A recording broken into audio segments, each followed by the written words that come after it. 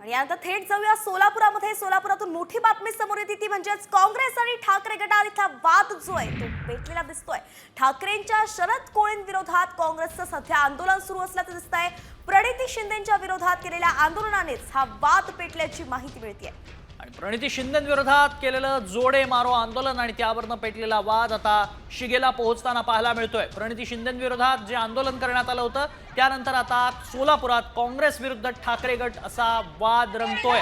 फटके उडालेत, कार्यकर्ते आपापसात भिडलेत, कार्यकर्ते आमने सामने आल्याचं पाहायला मिळतंय।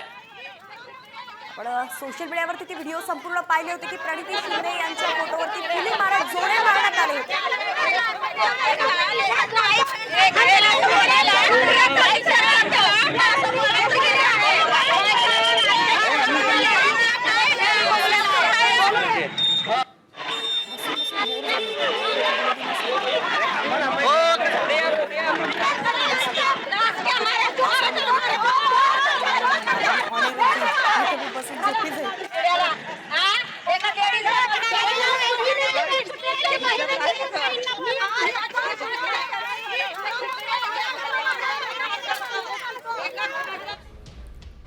सोलापुरामध्ये काँग्रेस आणि ठाकरे गटमध्ये वाद पेटल्याचं पाहायला मिळतंय। ठाकरेंच्या शरद कोळींविरोधात काँग्रेसनं आंदोलन केलंय। तर प्रणिती शिंदे यांच्या विरोधात जो आंदोलन करण्यात आलं होतं ठाकरे गटाकडून त्याचेच पडसाद आता आपण पाहतोय सोलापुरामध्ये उमटताना दिसतात। प्रणितीताई सुशील कुमार शिंदे ह्या दिग्गज नेते माननीय सुशील कुमार शिंदे गृहराज्यमंत्री यांच्या कन्या आहेत आणि पूर्ण महाराष्ट्राला नव्हे तर पूर्ण देशाला त्यांची ख्याती आहे।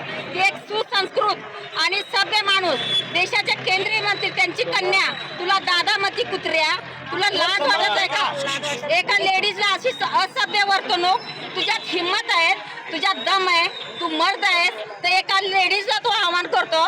तू खरा मर्द असेल तर तू आहे ना, तू जेंट्सला आव्हान कर। ती लेडीज मर्दाची छाती आहे म्हणून 3 वेळा आमदार झाली, 1 वेळा खासदार झाली, त्यांच्या कामाच्या जीवावर झाली। त्यांनी तुझ्यासारखी गुंडगिरी भाषा बोलली नाही। आणि तुला एवढं मिरची लागायचं कारण काय? जे शहर दक्षिणची जागा आहे त्या जागेवरती माननीय सुशील कुमार शिंदे मंत्री झाले, आनंदरावजी देवकते हे दुग्धगॅस मंत्री झाले, माननीय दिलीपराव माने हे आमदार झाले। ही जागा खरी काँग्रेसची होती आणि ते काँग्रेसच्या जागेवर